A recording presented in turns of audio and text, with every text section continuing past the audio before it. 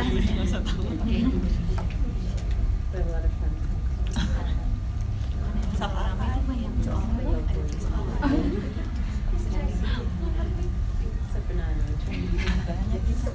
Well, I do think that you just Biasanya tuh orang Oh, really? Snow zone. Yes.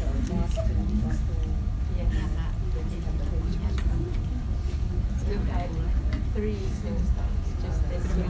Yeah.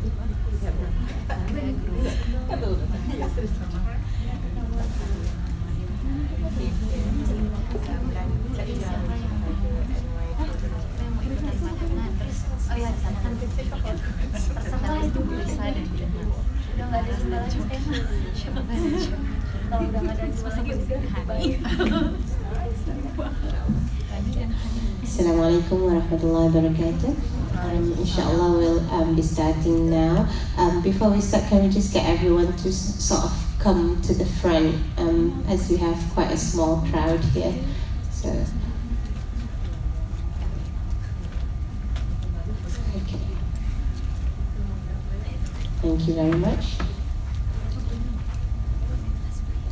So, inshallah, today's session is mental health in the Muslim community, and we have with us today Dr. Samira Ahmed, who is the director of the Family and Youth Institute. She also has a PhD in clinical psychology and serves as a clinical assistant professor of psychiatry at Wayne State University. So I think with her work at the Family and Youth Institute, she has a lot of experience and also professional experience with mental health and skills and practical experience how to help Muslims, especially who struggle with mental health issues. And I think for our community, a lot of us still feel that it's quite a difficult subject to approach. We feel that if you're religious enough, then you shouldn't have mental health issues, that you should always go back to Allah, and if you do that, you'll be fine. So all these questions and all these challenges, I think, we'll let her talk about it and share her experience with us, inshallah. So without further ado, I give it to Dr. Samira Ahmed, inshallah.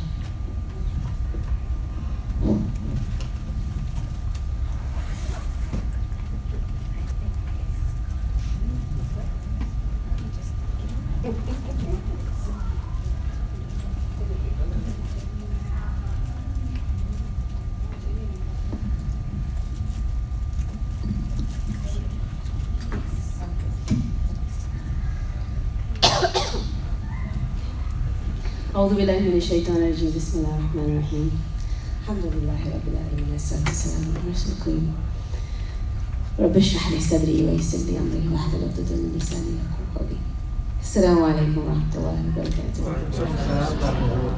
Alhamdulillah, after that wonderful meal, I don't know how everyone is even here. I wanted to go back and have seconds. Alhamdulillah, may Allah bless the brothers and sisters who put that together. It was very delicious, inshallah, and I hope organizers can give you the recipe, inshallah. So this topic of mental health in the Muslim community, it's a topic that we often don't have conversations about. And yet many of us are struggling, or many of us have questions about, and so we wanted to spend some time today to go through this topic. So before we begin, I'm going to ask those of you in the back to come forward a little bit so we have more of an intimate crowd. When you talk about mental health, and what are the first thoughts that come to your mind? Anyone? Something's wrong with you. Something's wrong with you. Depression. What else? Anxiety. What else? Crazy person. Crazy person. Majnoon. Right? But did you notice the question I asked was mental health? Everyone automatically went to the negative aspect, the illness aspect, right? But I asked the question of mental health. And so it's really, before we even get into this conversation, I want to make sure we understand what we mean by mental health, right? So mental health is your general state of well-being, right? being healthy, being positive, being energetic, doing the day-to-day that we need to do. Something that should be looked after. Being the best that you can, having a strong self-esteem, having effective communication, having strong marriages, having positive relationships with your children.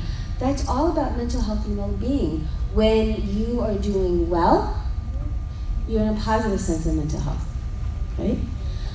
Mental illness, on the other hand, is when things aren't going right, right? And something disturbs your ability, your mental state, and your ability to be the most effective human being, okay? Your well-being and your status. It can impact how you think, how you feel, how you interact with other people, your relationship with them, your productivity. When things aren't going well, that's usually kind of looking in that area. But in general, we need to be aware of and taking care of our mental health. Just like you go to the doctor on a regular basis and make sure your physical health is doing well, you're doing your exercise, you're taking all the vitamins, you're making sure you're eating well. That's all physical health, right? But you need to do those things to maintain your mental health as well. And so part of it, what we'll be doing is talking a little bit about mental health, about the illness, about the stereotypes, misconceptions we have, and then what can we do to bring about more positive mental health within our communities. Okay. So when we talk about mental health, we have to recognize that there's a continuum, right? We talked about healthy, which is at one end, and we talk about illness, but then there's this kind of continuum that's in between. So when we talk about healthy, someone's having normal sleep patterns, you're sleeping consistently, not having problems sleeping, not waking up in the middle of your sleep, having a lot of full energy, having socially active, engaged in the community, doing things involved, feeling like they belong, feeling like they matter, really being integrated and effective and being the best that you can be with what Allah subhanahu wa ta'ala has given you, right? That's one extreme. Well, not extreme, but that's where we want to be, right? But then there are other areas in between where people may be struggling, right? People may have, because of the issues and challenges that they've experienced in life, things may have happened when they were younger, maybe older, relationship issues, how they perceive the world, all of that can result in difficulties sleeping, difficulties eating, not wanting to interact with people, so social withdrawal, problems at work. That's kind of where the problems come. And so depending on the severity, we can find ourselves any place on this continuum at any point in time, right? And so for us to really think about mental health on that continuum, and you can improve in your mental health, and your mental health can deteriorate. And so when we think about mental illness, 1 in 5 individuals, 1 in 5 American adults experience some form of mental illness at some point in their life, right? Will have a diagnosable. And of the 50%, they will have it sometime in their life. So 1 in 5 in any time period, and 50% of every individual will have a diagnosable mental health condition. Whether they get diagnosed or not, whether they get the help or not, life is challenging and things happen. And sometimes we go through a period where we're really struggling and having issues. So recognizing that is the case, and that oftentimes we don't get help, right? And then the other part is many individuals start having these issues when they're younger. So as parents, we really have to be able to identify and recognize what's going on so that we can help them as much as possible. So when we look at the Muslim community, we are beginning to develop research knowledge about what's going on within our community, right? So this is some of the reasons. This is an infographic that our institute has done, and we've recognized that within the Muslim community in America, 15 to 25% report anxiety. That's 1 in 4 people, right? Look around yourself right now. Every 4th person in this room, if you just to get a sense of it, will have suffered or experienced anxiety in their life. And then mood disorders, 9 to 30%. The reason why we have these ranges is because we looked across different studies and we wanted, because the research in this field is still in its infancy for America, we wanted to gather the highs and lows, so it's a range. So 1 out of every 3 people may have had a mood disorder, depression, right? And so those are numbers that we need to really think about. You know, we as a community are struggling. And one of the contributors of some of these issues are marriage problems. So 50%, 56%, almost 2 out of 3 people who are married report one major marriage problem. 2 out of 3 people. And then what happens when you have these with marriage problems, then it impacts your mental health and well-being. If you're angry, you're upset, you're fighting, you're upset with your spouse, it has an impact on the kids, it has an impact on your physical health, your work life, all aspects, right? It's all consuming oftentimes. And so that's one source of mental health issues. Sometimes it's biological. You know, many mental illnesses, so schizophrenia, depression, anxiety, OCD, a lot of the different diagnoses have a biological component. And so we have to recognize that just as if you have diabetes, you take care of it. You go to the doctor, you take the medication, you change your diet, you do the exercise. Similarly, if you have a mental health condition, you need to take care of it, get the medication if it's needed. Not always needed, but sometimes it is needed. Are you getting the therapy? Are you taking the precautions that you need to do? Are you making the changes in your life that you need? And so we see that, again, these are issues that research on Muslims in America, this is what we're finding, the rates of anxiety and depression. And then what we recognize is this has an impact for parents on their parenting abilities. So imagine our kids are in an environment where there is a lot of Islamophobia that we have to recognize. And so if they're experiencing it directly or indirectly, and we as parents are raising our kids and we've got issues that we're struggling with, that impacts our parenting. And not only does it impact our parenting, say for example, someone is depressed, right? You don't have the energy to take care of the things that you normally would have.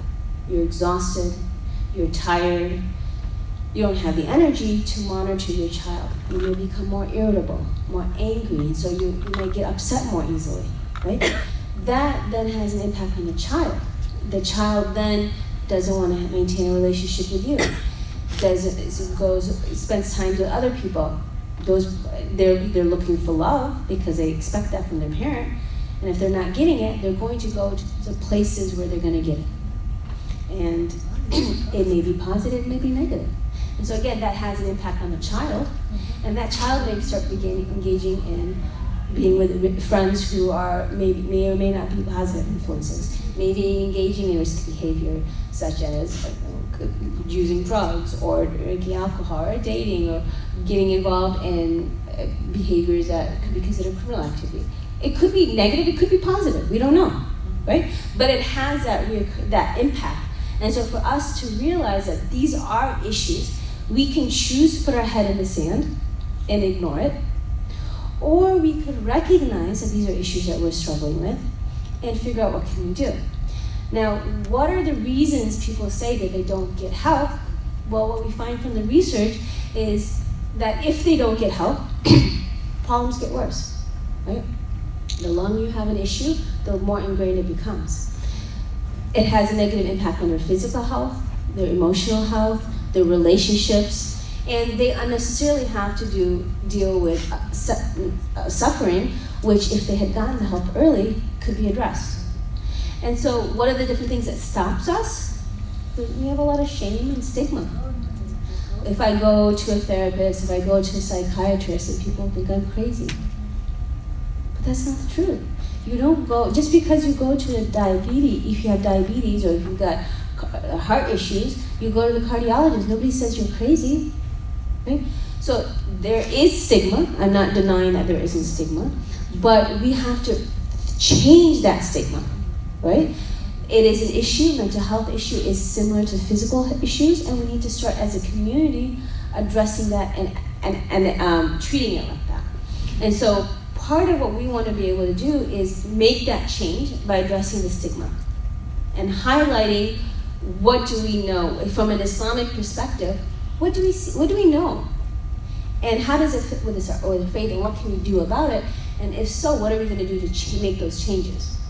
So we want to recognize the issues, take action, and engage in prevention. Okay? So when we talk about symptoms, one of the things is oftentimes we may not recognize that we're struggling, right?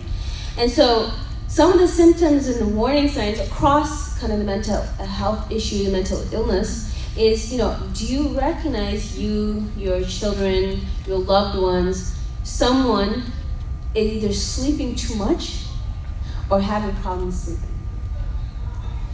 Is an individual, yourself or somebody else, having a hard time focusing and concentrating? Or is their thoughts just racing so much that they can't pay attention, they can't focus, right? Are there any changes in someone's appetite? Eating more or eating less, right? Are they isolating themselves from people, right? And not doing the things that they used to do. These are all kind of signs to be aware of. Are they becoming very irritable and short-tempered? Again, these oftentimes you don't recognize and you just say, oh, that's that person. That person's just a difficult person. It could be there's something else going on. And that we need to really think about and ask the questions and really try to figure out, okay, this is happening. You don't seem happy. Usually an angry person is not happy being angry. It's not fun. It's not fun being in a bad mood all the time. It's not fun being depressed, right? And so, think about if they're struggling with something, that may be something we need to take some additional attention to.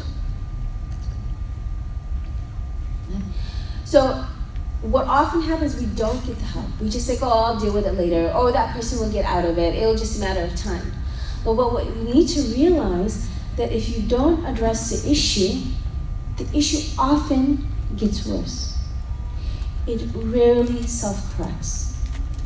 And so I'll give you an example that most people don't think is as big of a deal, but what we were finding is for whatever reason, we're finding increased rates of ADHD within our community. It could be we're diagnosing it better, it could be that there are environmental conditions, whatever. But most people don't think ADHD is a big deal. It's like, okay, someone's hyperactive or somebody is having difficulty paying attention and concentrating, that's just who they are and that's what they are, they're just extra forgetful. But the challenge is, if that person doesn't get the therapy, doesn't get the medication, because it's a neurocognitive, structural issue, if they don't get it, then they're at risk to developing a lower self-esteem. And if they develop a lower self-esteem, it increases the risk of depression. And the reason why they may have lower self-esteem, I'm just going to go back, and the reason I'm using ADHD because it's something that most people don't think is a big deal. So you have ADHD, and say you have the issue of not being able to pay attention. You forget things 10 times. You forget things 10 times, your spouse gets frustrated with you. Why can't you just do it right? Or growing up as a child, you hear from everybody, why can't you just concentrate? Why can't you do things right? What's wrong with you? Everything about you is wrong. And the world, and they develop a sense of, I'm a bad person because I can never get anything right. When you develop that low self-esteem, then you truly believe you're bad and you're not good enough compared to other people. You then increase likelihood of getting depressed. Doesn't mean it's automatic. It increases the likelihood. Well, then if you get depressed, you may socially withdraw from people. You may lose the support system that you initially might have had to help you get out. You lose opportunities that you could have tried to make you feel successful to increase your self-esteem because you don't think you're good enough. You don't think you can accomplish something. So you see this cascade effect that started off with something simple and now has become much larger. And so part of us is to realize, there's an example with that as well. So when we look at this, if you may have initial symptoms and you do nothing about it, it's going to get worse, right? Because if you avoid it, if you do mental health or procrastination or whatever, then the longer you have the issue, the more complex and harder it becomes to treat. So for example, going back to kind of the heart condition, if you get if you get it checked out right away, you change your diet, or if you, with diabetes, if you change your diet at the early stages, you can control it a little bit better, right? But if you wait till it gets much worse and out of control, and sugar levels are bouncing, you don't have a choice. You're going to have to take the medication, right? And so similarly with this, it can have that long-term impact. So going back to that same example of the young child growing up saying low self-esteem and then becoming depressed, now that person is now an adult. They get married. They're irritable because of this depression, and then they take that out on their spouse. Now, the spouse, who may not have had any issues, is now married to this person who's depressed, irritable, angry, always yelling, always screaming, always mean. Now impacts that person's self-esteem. And that person thinks, I'm not good enough. And so you have two individuals living in a house, neither of them think they're good enough. Neither of them are trying or doing, are able to make change because they're stuck. And then imagine the impact that it has on their child. So it has this cascading effect that we need to really think about and say, okay, what type of impact is it having on not just yourself, but the next generation? So one of the things that we really want to do is to really think about, what are we doing and why are we avoiding getting the help? How are things impacting, getting worse? And then what is the impact on individuals and their families? And so the way that I'm suggesting that we address this is really increasing our mental health awareness by understanding what's the religious context, what is the historical context, increasing our mental health literacy, and having ideas of how to engage in prevention. So the first part, religious context, right? Oftentimes we have many different mental health misconceptions. One we mentioned earlier was mental health. When you have mental illness and mental health issues, it's a sign of weakness of iman. If you just prayed more, if you made dua more, you wouldn't have these issues. If you just had a closer relationship to Allah, those help, right? Those are factors that can help you cope with issues, but it does not prevent something from happening. Again, many of these issues are biologically related. Like, there's nothing you can do about it. It's how Allah subhanahu wa ta'ala has made you, that's how you've been created, that's your biochemistry, it is what it is, embrace it, right? You don't complain, you don't say it's a matter of faith, a weakness in your iman, if you get cancer. No one says that, right? Similarly with mental health, mental illness is to recognize that mental illness is not a weakness of the faith. Now mental illness, how you deal with the mental illness can be helped with how you cope with your deen, right? Your iman can help you address it, but it does not prevent it.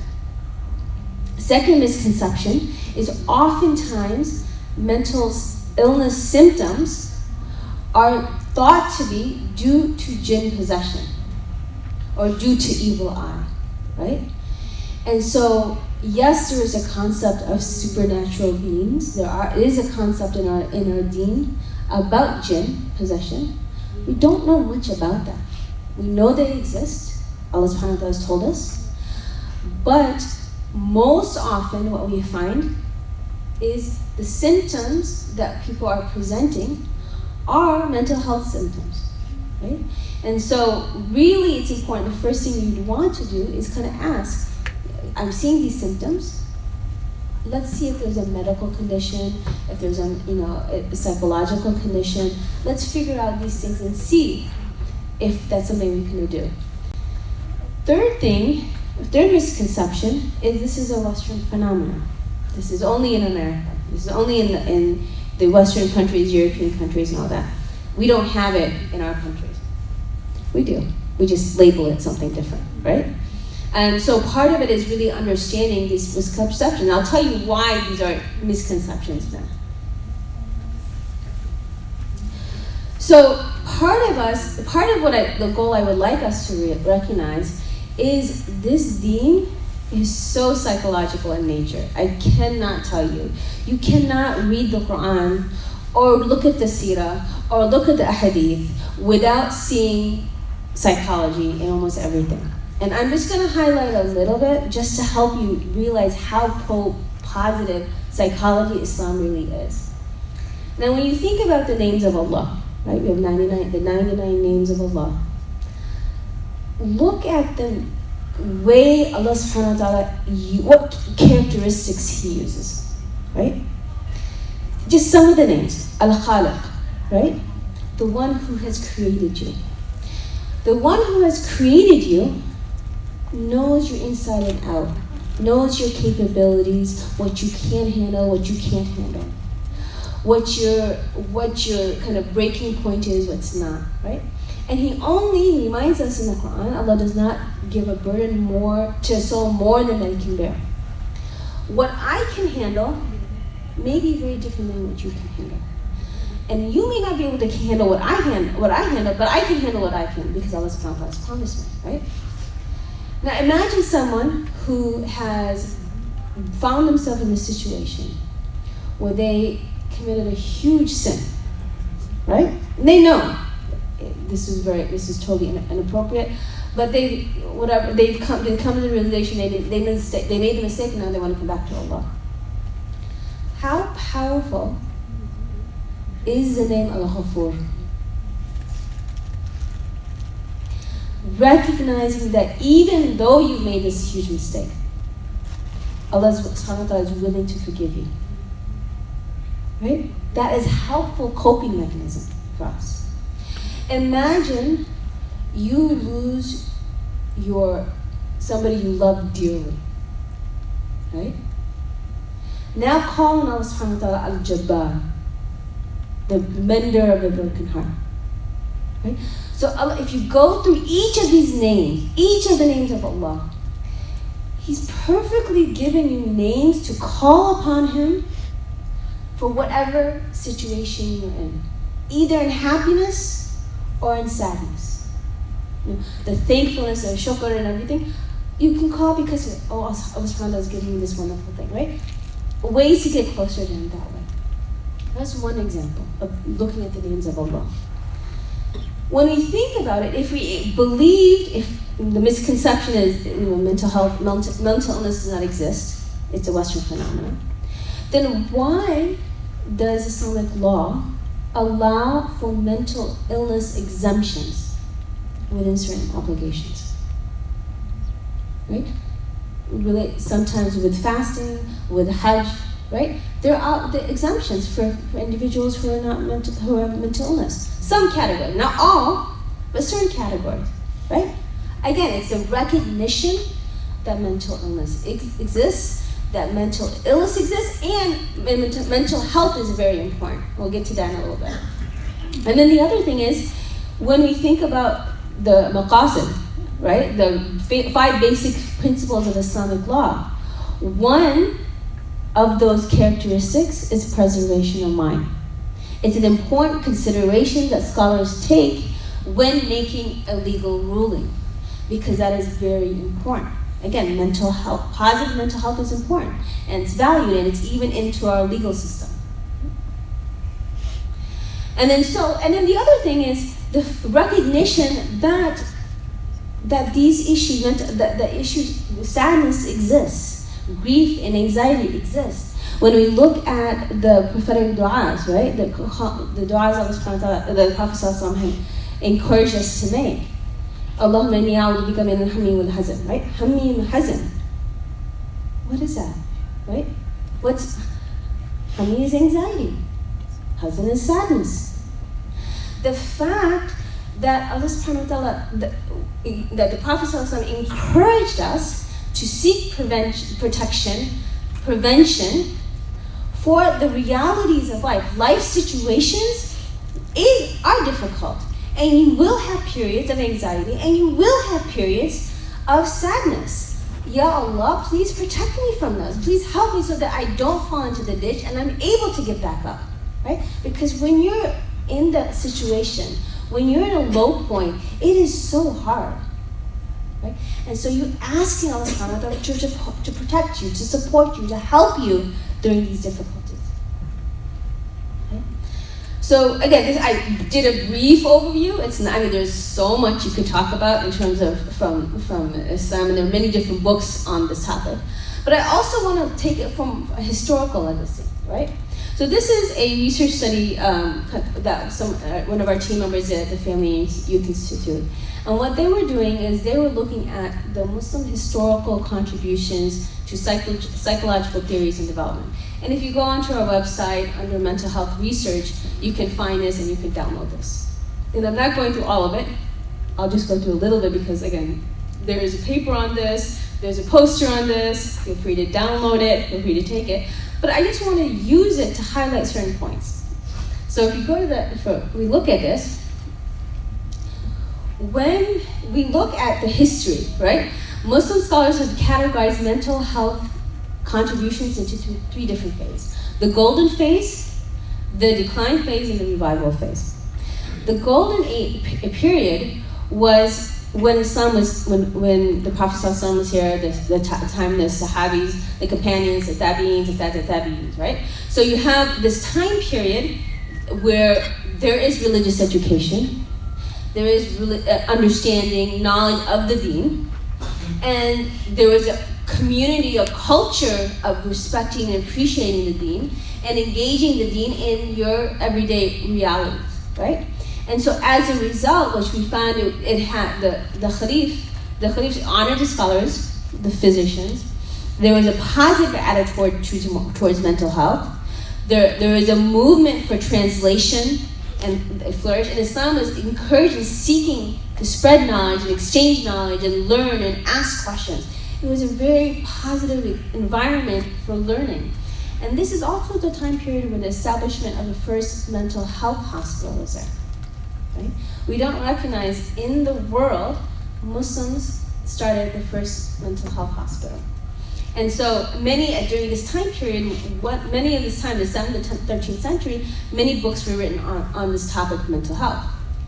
Now what happened though, was the 14th and 19th century, there were many different things took place. But the result was you have the rise of decrease in education, about education in general in terms of the deen, but particularly in terms of mental health. And then that resulted because the doors of ijtihad was closed.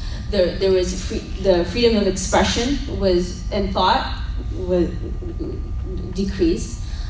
Financial support for education decreased. All of these had an impact, and what resulted is now you start seeing beliefs of jinn, beliefs of possession.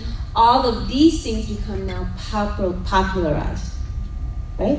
We had mental health institutes before, and it's really interesting to look at the hospitals and how they had these hospitals. They had art therapy, the psychotherapy kind of conversation, medication. They had multiple forms. It wasn't just one or the other. It was very integrated, spiritual aspect. And then now you see a halt, and you see everything kind of decrease, and you have the concept of majnoon and all that comes up, right? That's what's happened because our education is decreased. And then we move to kind of the period that we're in right now, which we are hoping is a revival period, where we are raising awareness and information and the different individual efforts and organizational efforts that are taking place. And in Malaysia, there's a lot of work happening there, and if anybody's connected to the people there, please let me know. We're trying to get them more connected to the work that we're doing here in the US, inshallah. But the idea is, so things are changing, we can be part of that change, and that we need to, but there is this historical legacy that we have. And then what we find is many important learning theories in psychology were actually introduced by Muslim scholars earlier, and so they've now become mainstream. Again, I'm not going to go into the details, but for us to realize that, for example, the whole issue of nature versus nurture, okay, that was discussed in the 12th century in many of our historical writings. The issue of learned behavior, again, was proposed earlier in that time period. So you have this historical legacy. Again, if it wasn't part of our faith, why are all these scholars writing about it? So we somehow lost that knowledge, and we need to regain it and try to use it and understand what does that mean for our current context and our current time period. Again, the psychological, the mental health hospitals the first mental health hospital was in Baghdad and in Egypt and all that. And so again, we have this history. I want to try to cut. How much time do I have? Sorry. Okay, so I'm trying to go quickly. Okay, so this is the paper. If people are interested, is also an infographic, a poster. Feel free to download it, share it within your community. We just ask that you let people know where you get it from, and so that's where you can get. Go to the end. Oh yeah. We just have to bottom right. So again, all of these resources are for free online. Please, if you go to the website, sign on to the website, they'll have that information. And then we send out, one of the things that we do is because we recognize knowledge is an issue within our communities. We don't really know. You have to go to this slide. You were on the right slide. You were Right there. Okay. So what we want to do is now reduce the stigma through knowledge and actually make some changes within our communities. Okay, so first thing is to recognize that when we have the knowledge and beliefs, that helps the recognition, the management, and prevention of mental health illness. So now I kind of talked a little bit about beforehand what's kind of the religious context as well as the historical context. Now we want to go to the next one and really talk about when we see these issues, right? When we see somebody's angry, someone's acting out, someone's having issue, having a hard time or withdrawing, understand, while we may see the top of the iceberg, there's a whole lot more underneath. And so recognize that these problem issues that are having, there's an underlying issue. And so one of the things that we have on our email list is every Wednesday, something related to mental health is shared. And the purpose of that is so that we as a community start increasing our mental health awareness. Because if we are able to see the symptoms, then we can help either our children, ourselves, our family members, or our community members get the help that they need as early as possible. Because the earlier it happens, the easier it is to make those changes. Okay, so now what we need to do is start talking about, well, what do you do if you have mental illness? And obviously the first thing is get treatment. As the Prophet ﷺ has reminded us, there is no disease that Allah has created except that He's also created its treatment. So we need to get the treatment. And we're going to be asked if we didn't get the treatment. If we knowingly knew that there was an issue, we didn't get the help that we needed, and there was a treatment, we are then answerable before Allah that we just ignored it. So again, what are the things that we can do? Well, there are multiple different ways. There's informal treatments and formal treatments. Now, all of these informal treatments are very helpful and support and help you with the issue. Again, depending on where you are in the continuum. If the issues are smaller, then you can maybe informal treatments can work. And so some of those things are, sometimes being out in nature and connecting, right? Because sometimes we're in front of the screen all the time. That has an impact on us. Exercise. Anybody who comes into my office for depression or anxiety, the first thing I tell them is you need to start exercising, because that has a huge impact on your mental health. And if you're able to increase your endorphins and get the adrenaline going, that helps increase the neurotransmitters in your brain. And so exercise is an excellent way. Nutrition, what you're eating. Certain foods, carbohydrates, we love rice, Southeast Asia, but it's not very healthy for us. And that brings us down more, right? If you're already struggling with depression, that's going to bring it down even more. Again, you don't necessarily have to drop everything. You know, I love my food, especially, you know, Southeast Asian food. But maybe being more thoughtful about the food and when we eat and how we eat. Artistic expression, poetry, like those things also can be very helpful and relaxing. Social support, spirituality, really being able to connect to Allah subhanahu wa ta'ala, really thinking about it in a different, the issue that you're struggling with.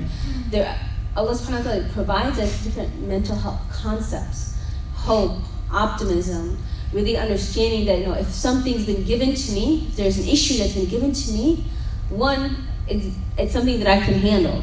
Or two, same time, there is a treatment, so I need to seek that treatment. Additionally, the fact that anything that happens to me, there is good in it. So there's so many different mental health concepts that we're taught that if we're able to channel that energy to help us with our issues, it can really have a positive impact in how we cope with the challenges that we encounter. Additional thing we also see is community service. When you're helping other people, it helps you decrease some of the mental health issues that you're facing because you feel like you matter, you're making a difference, you're having an impact, you feel like there is a purpose to life, right? All of that has a positive impact. And sometimes we're just tired. You know, sometimes we're just exhausted and sleep could be helpful. So depending on what the issue is, again, there may be different things for different issues, but these are some informal treatments. The other thing is really thinking about the formal treatments. And if you're a little bit, something got changed, but anyways, if you're at the more area where you're having a lot more challenges, then you might want to get more formal treatment. And for that, you really want to think about the therapist. You know, really getting a therapist, working with a therapist, getting help from him or her to figure out, okay, is psychiatric medication an option? Is that something I should do or I should not do? Really working through that. But you want to make sure that whoever you work with, you understand their credentials, their level of experience, and that they're compatible with you. Because not every therapist is going to be a good fit for you. So if one doesn't work, try another one until you get, you know, again, by trying, you don't have to do it one session. You have to try it at least 4 or 5 times. And if you feel like there's a connection and you actually know and understand where they're going and it makes sense to you, then go for it. But if after, you know, a few times it doesn't work, then go to somebody else. But make sure that that person is credentialed, they have the training experience, because what's happening in the Muslim community is you have so many people saying that they're counselors when they're not. And they're really messing up people's lives. Because then they come to me and then I'm like, oh, now I have to undo everything that was done, right? And so really make sure that they're licensed in their state, that they have the training, you know, so really recognize, and then also really looking at what other options you have. And at the end, I'll show you where you can find some of these resources for your local community. But also recognize that therapy and medication may be what you have to do. Okay?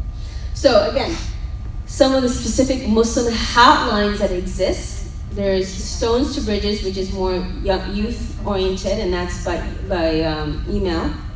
There's Khalil Center, which has a center here in Chicago, New York, and Bay Area and LA. So they actually do in-person counseling.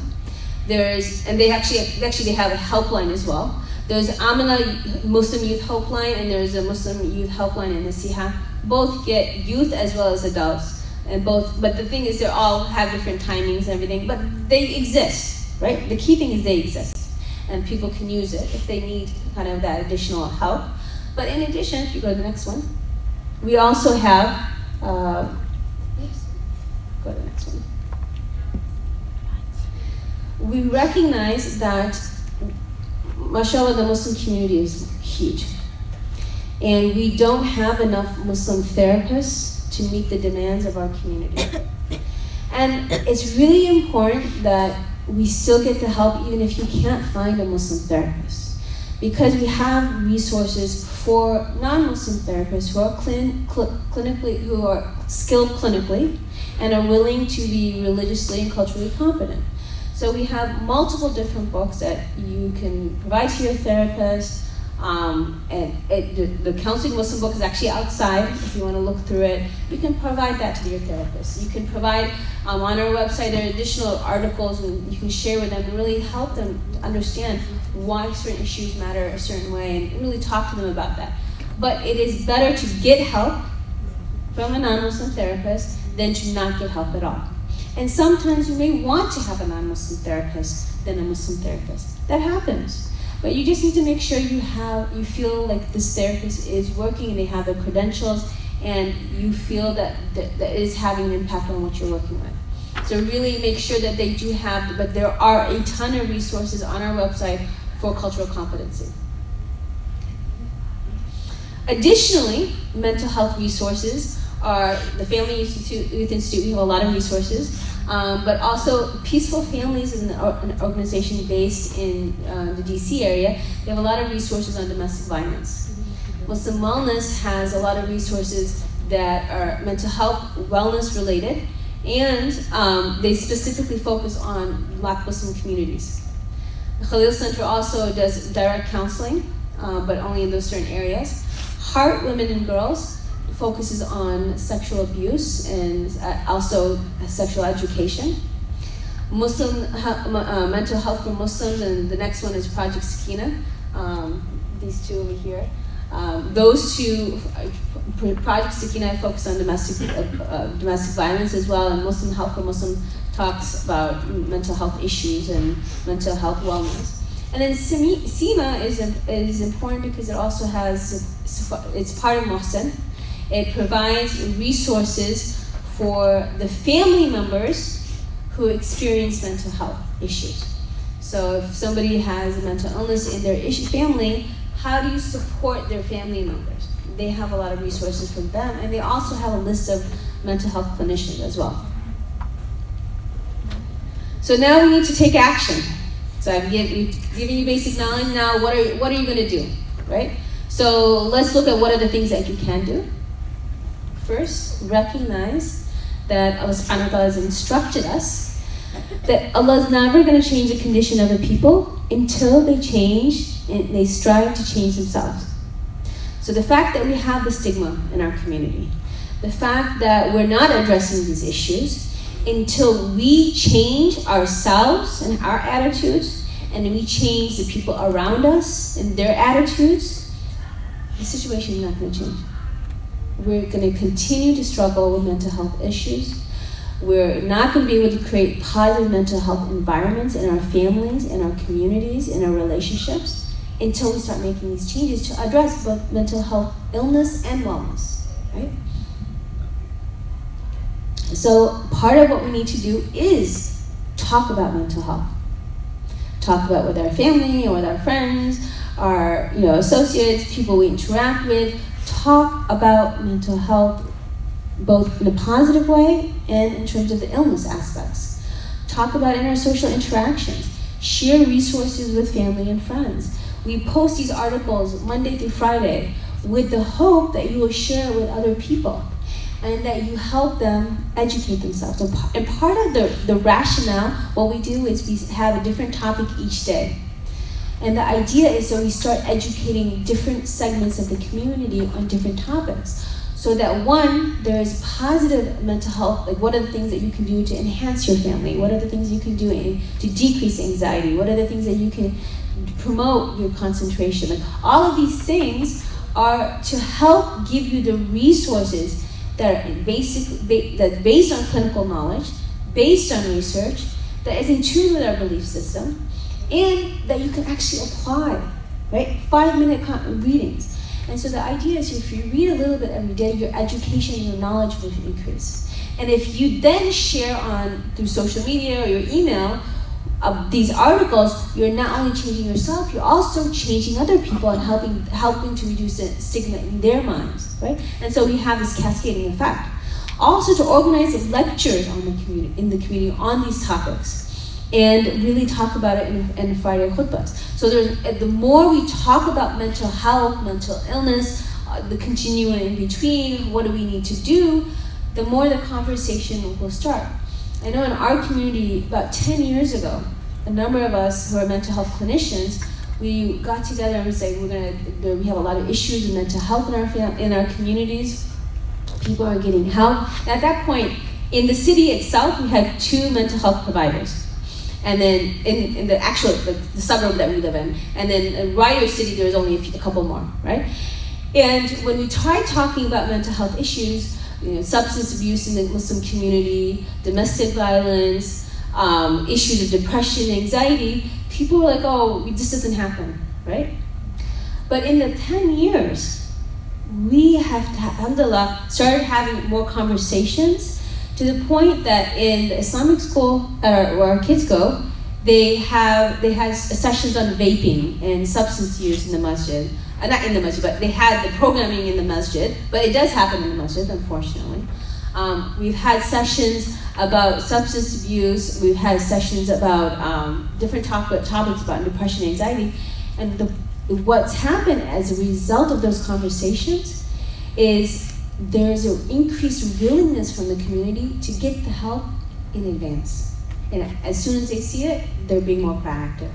And so now in our city itself, we have at least 6 mental health providers, and all of us are like full to capacity, which is a good thing to have because people are getting help early on. And so I don't have to spend as much time with individuals I'm working with because they get the help and they're out, right?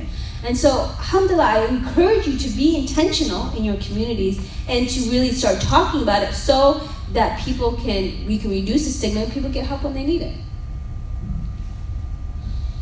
In addition, we also want to start changing the community. So the infographic that I showed you at the beginning, the one about the percentage of depression and anxiety, we actually sent those posters to over 500 masajids in the country this last few weeks. So if your masjid does not have it up in their masjid on the men's side and the women's side, first find out if it's been sent and they haven't put it up. If they haven't, let us know, we can help get it to you somehow, inshallah. But the idea is if we can put it up in every single masjid, and we can start having that visual reminder for people that yes, mental health exists, let's get rid of the misconceptions, let's do something about it, let's have resources in our community to address these things, again, we can start decreasing the stigma. And we want to be able to place these materials. So here's an example, another infographic, and all these infographics you can download on the internet for free. We just ask you to not, let people know where it's coming from, right? So oftentimes, we may, if those of us who work in a masjid or if we're working at the school, children may come up to you or somebody may come up to you and may be suicidal. How many of us are trained to deal with that? Anyone in here? No, right? Most of us don't know what to do if someone comes up to you and is suicidal. We actually, not this one, but we have another infographic that tells you these are the steps that you take. 1, 2, 3, 4, 5, 6. And this can help you go through that process of someone's here, okay, what do I do? Pull it. And I've actually seen imams just have that on their phone, and they're like, oh, okay, you're suicidal. Now what do I do? How do I help? What do I really help through a person? Because now they're empowered with not only an infographic to help you in the moment, but now if you look outside on the table, there's actually a action plan of what are the things that you can do. And on the website, there's a toolkit of, okay, if someone's actively suicidal, this is what you can do if you're the individual, if you're the family member. This is what you do if it's a student in your school. This is what you can do. It's step by step. Those resources are there for you, for free, to use, and just share it with everybody. Again, the idea is we want to equip you with the resources that you need, right? And we're constantly coming up with more resources. So if you tell us, hey, this is an issue we're struggling with, do you have anything? We'll put something together. I mean, that suicide prevention toolkit came out of a request from the community, right? And so put this up in the masjid and share it with as many people as possible so that you start changing the conversation in the community. And people recognize that you're a mental health advocate. You're trying to change things. And so they recognize that at least one person they know is open to these issues and topics. And if they need help, they know where they can go. Okay? And again, these resources are all, like, we send them every week, every day, Monday through Friday, and then you can get them on any of those different channels, but the best thing would be also get on from the website, the email list. So again, we've been talking a lot about these issues. I've been telling you all these resources exist. This organization, the Family Youth Institute, is really taking the needs of the communities, what you tell us about, what you say are the issues, and then doing the research needed to understand what's really going on, right? I was telling you 10, 15 years ago in our community, what happened. So I'm very active in Muslim American Society in Mass, in the US. And as a youth worker, we kept seeing these issues happen. Substance abuse within the Muslim community. And it was this city and this city, and each city thought it was just a circumstance for their city. It's nothing normal, not something that's prevalent. But because I was on the National Executive Committee, I was seeing all these issues across the nation. And so we realized, okay, we need to do research on this. And so then we started doing research on what are the risk behaviors that we're seeing amongst Muslim youth. What is the prevalence? And so we took that issue and we started by doing the research on the topic. And then once we found out, we did the research, we then started translating that research into resources. So if you go outside at the booth over there, you see one of our infographics. That infographic has been used in so many different masajids to change the conversation and really bring up the issues facing Muslim youth. But again, that's just one issue. We talked earlier today about marriage, right? That was an issue we recognized from the community. We started researching on it. The research is still continuing on it.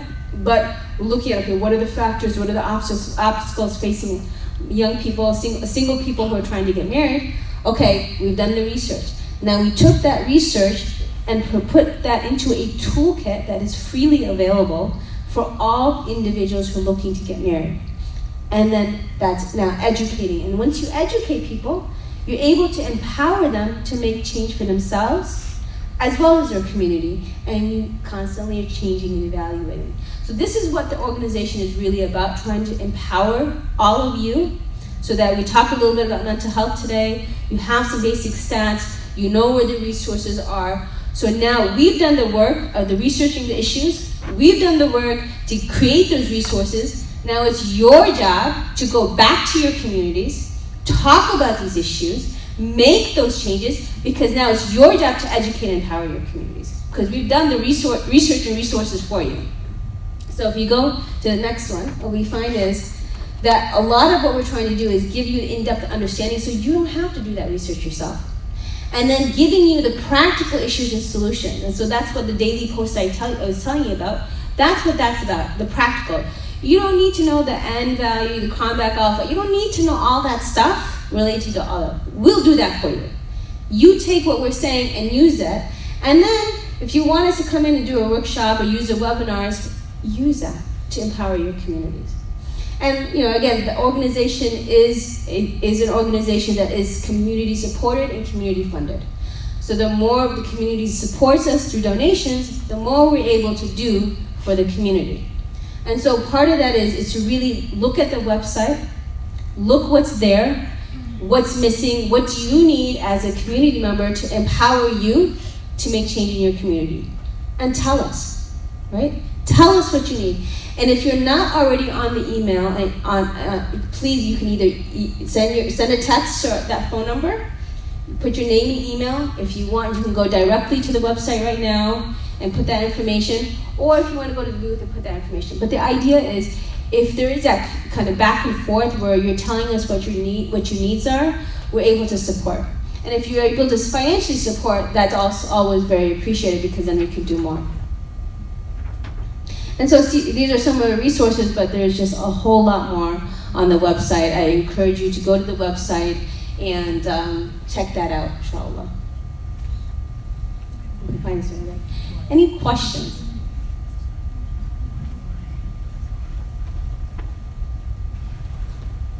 How about you? Go with her first and then come to the first two. Assalamualaikum. Waalaikumsalam. That's really great. because I see, I mean, I particularly see a lot of mental health issue in people in our community, in surrounding where I live. The problem is when I try to get into helping people in that kind of condition is they go to the doctor and they give the medicine, they do that temporarily, but then the problem is like many layers. For example, like financial, family things. So this you can try to tackle the mental health issue, but also I believe it has to be like empower the woman, also the father. It's basically that's many layer, which is sometimes I feel a bit frustrating because okay, you can help in this, but sometimes you even cannot get help with part of the, for example, financial, because that's the main thing for certain family, which is it's dragging down this whole family. I don't know how to. I mean, do you have any experience with something like that? I mean, so a lot of these issues like are multifaceted. There are many different aspects, like you're saying, right? And so part of it is the fact that you even recognize that there are multiple parts is amazing, because sometimes people don't do that. And then the idea is, for example, if it's a communal issue that people are struggling with, to really come up with a communal idea of, well, what are the things that we can do in this situation? Because you want to think short-term and long-term. Is it kind of a short-term issue? And then, okay, then what are the things that we as a community can address that financial aspect, but at the same time, we're also dealing with mental health aspect. That's why the community is so important for us. Like if we don't have strong communities where we know one another, we are inclusive, we're understanding, we won't be able to put our heads together and come up with these solutions. So from a mental health perspective, I can share mental health-wise what you can do, but maybe someone who's a financial expert, who's aware of kind of the nonprofit system, they can use their expertise to come up with ideas of, okay, this is what we can use within the local system that we can access. We can maybe get access to this grant, maybe student funding has this, like really have that knowledge. We need to get all aspects of our community to realize that this aspect is important and everything is interrelated. So what resources do we have in the community to help address the issue? So it's not a simple answer, which obviously would be nice, because the issue is more complex. But I think it gets to the bigger point of how do we create those communities where we're taking a team approach.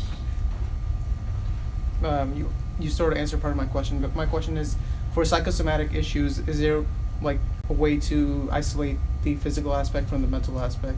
Because from my experience with psychosomatic issues, doctors don't really know that it's a mental issue. And I'm not sure if like times have changed or not, but is there a way to isolate whether the problem is actually physiological or psychological? Yeah, I mean, so one of the things that we usually do is we first make sure you do a medical workup, see is that an issue.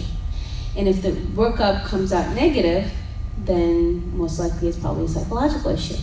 And so you deal with it like a psychological issue. But there are certain things that sometimes it's really hard to tell which one is which.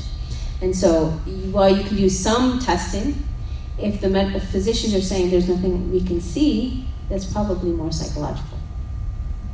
And sometimes what we have to recognize is some people and some cultures are more able to express issues somatically than they are verbally. Because many cultures we're not going to talk about my thoughts and feelings, right? How many times people say, and so we have to change that culture to address the issue if what's currently being done is not working.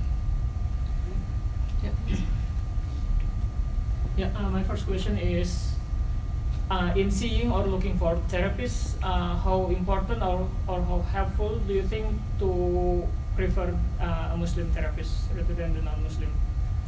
And the second is, you mentioned about like, I think one of the risk behaviors is like how we perceive the world, like our perception of the world. Can you elaborate more on that, especially from the Islamic perspective? And last thing is, it is interesting that you start the presentation by highlighting mental wellness that tends to be underappreciated in our discussion of mental health. So we usually, in this social context, the effort is to fight the stigma against the mental illness. But I'm wondering, do you think like some behavior or practice or even culture or custom that we can develop to actually also raise the awareness of the mental wellness? Mm-hmm.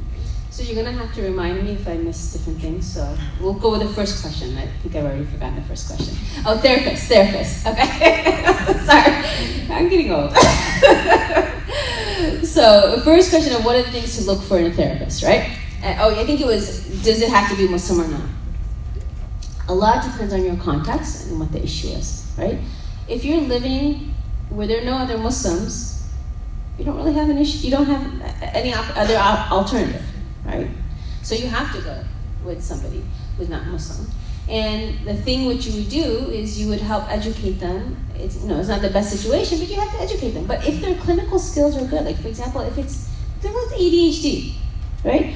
Or even with OCD, different obsessive compulsive disorder. Depending on many of these issues are clinical skills that someone who's trained would be able to help you with. Now, sometimes there is an issue, like for example, with sometimes what happens in parent-child relationships. For example, a young person is going to want to date, and the parents are going to say, Islamically, you're not, we don't have dating in Islam.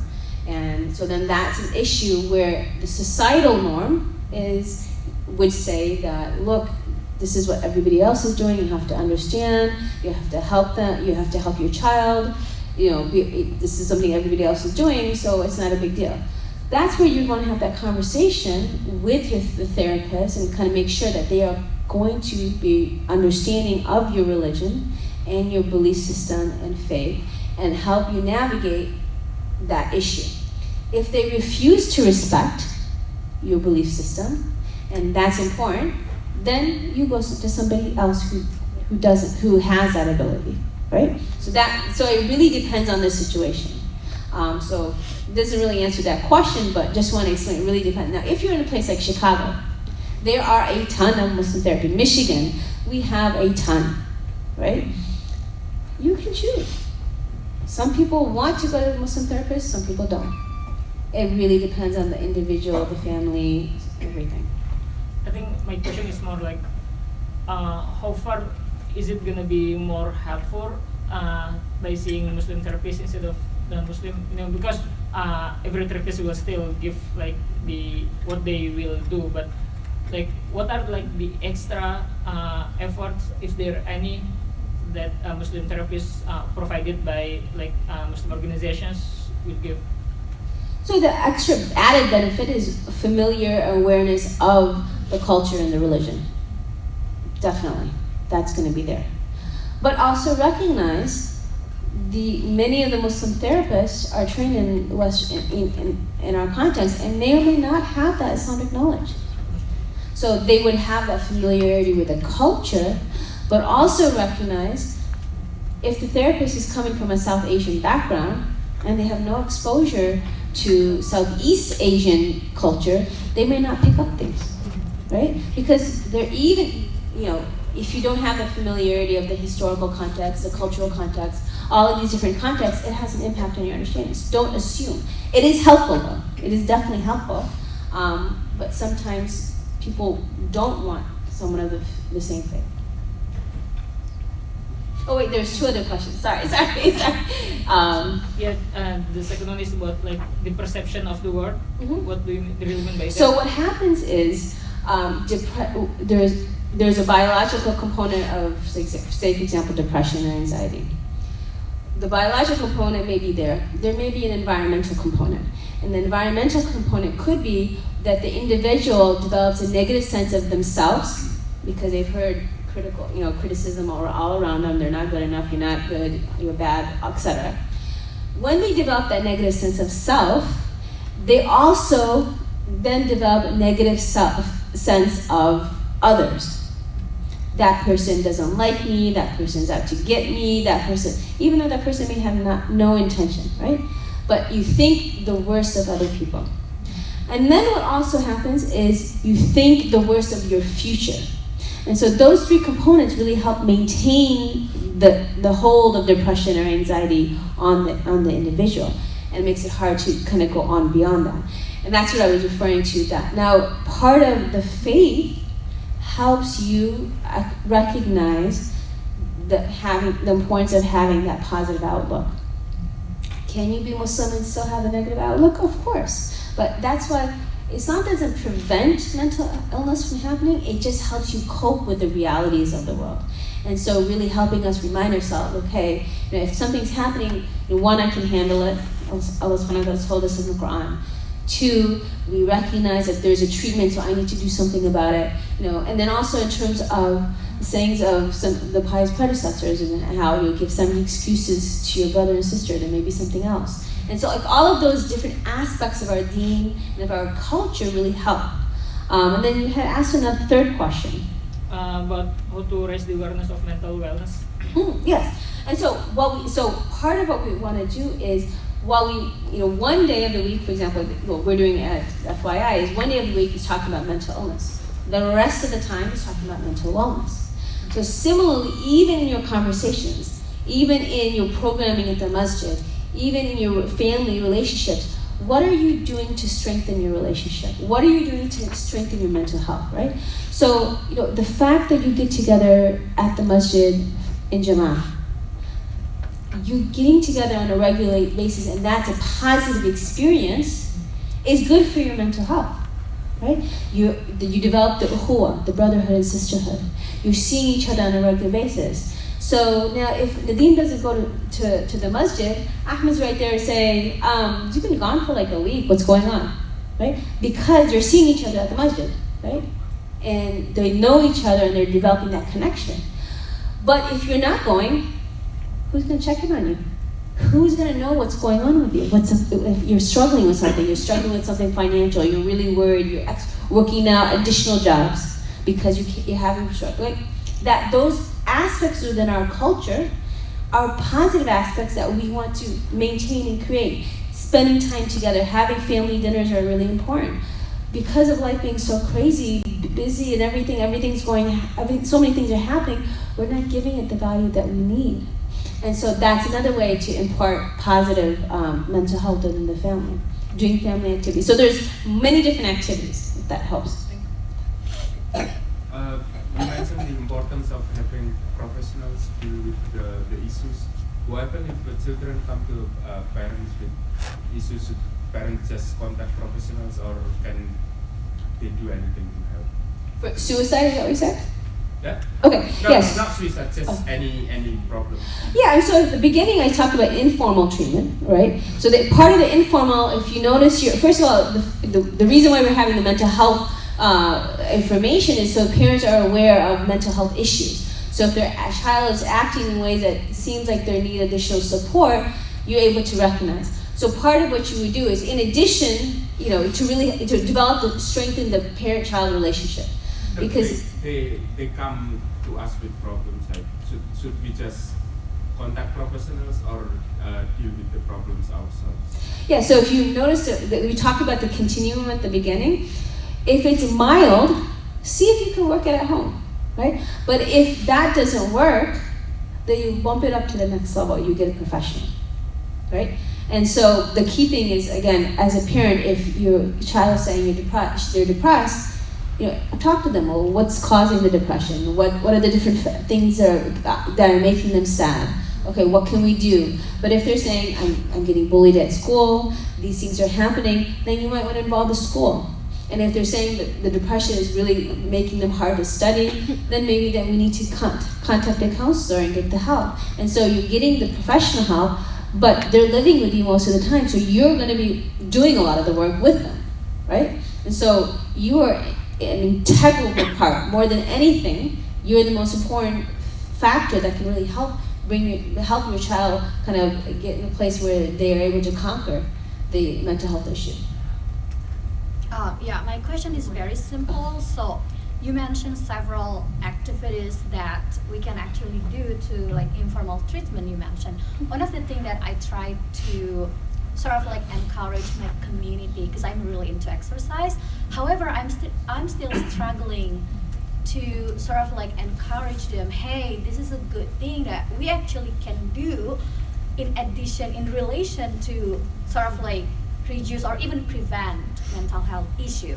However, I'm still struggling to, you know, like people say like, oh yeah, that's because you like it, but then we don't like it. But when they talk to me about their mental health, mental illness problem, I was like, well, if you sort of like do exercise, get the endorphin, and you can be like a little bit happier or even like just feel good. But I'm still struggling even only to say about that to these people. Like, do you have some sort of like ideas or experience for someone like me who facing some people talk to me, but I'm struggling to tell about like, hey, exercise, one of the things that you can do. I mean, that's where the community messaging I talked about earlier is really important. Like really having, most people don't recognize a connection between physical education and mental health. That's right. And your nutrition and mental health. People don't recognize that there is a connection. Yeah. And so that's why the community, you need to have programming that brings to light that connection, right? And sometimes what happens is people are just tired and they don't have the energy for exercise, and they're like, oh, and that brings them down. So one of the things that we do in our community, people know that I'm crazy about, and I get very excited about, is floor hockey. We have floor hockey in our masjid. Oh, floor hockey. And I cannot tell you how much it has helped the mental health and well-being of the women in our community who participate. You have people coming from different backgrounds and experiences and no background in playing any sports. And we tell them, look, we all sweep the floor in our house. So we all know how to do it. And you just take the anger you've had with your family and you get it out. And I kid you not, every husband is so supportive of this hockey group. Because the anger comes out on the hockey and not on the family. But what happens is even when you're exhausted and you don't have the energy to come out, the social pull to come and play, everyone's asking, why aren't you coming? How are you coming? Do you need a ride? Can we pick you up? And the laughter that happens, because when we're engaged, it releases so much energy that inevitably when people go back home, they're in a better mood. Yeah. But making that connection, creating that environment, creating that social support is critical to help make the exercise a little bit more enjoyable. So that should be in the programming, sort of like programming within the community. Yeah. Every day. Ask the khatib, say, hey, I'll write your khutbah for you. And help them. I do that often. You can do that. Because many of the khatibs are exhausted, they've got 20 million things to do, they don't have time. They would appreciate any and all help, right? Have a khutbah on the topic. Have program lectures at the masjid. Have family out. Like this morning, how you had the exercise as an opportunity. That is really important to help people realize a connection and have it as much as you can, so that people recognize that there is a connection, and it's important that this is part of our mental health and well-being to be physically fit. It's part of our iman. It's part of our faith. The Prophet ﷺ encouraged us to be physically fit, right? And so helping them recognize that connection is critical, and that happens through education and creating that positive energy and social support. Yeah. Thank you. Okay. Okay, unfortunately, I will have to stop it there. I think you'll still be around till tomorrow. So if I saw a few hands just now, so I think you can just approach Dr. Samira individually and ask her, inshallah. Thank you very much, Jazakallah khair, for a lot of insight, and I think a lot of empowerment on our behalf as well as the community as to what we can do, change the conversation, introduce the concept, and also building our community together such that it's not just going to the therapist, but what we can do to help everyone together, inshallah. Wabillahi taufiq wal hidayah. Wassalamu alaikum warahmatullahi wabarakatuh.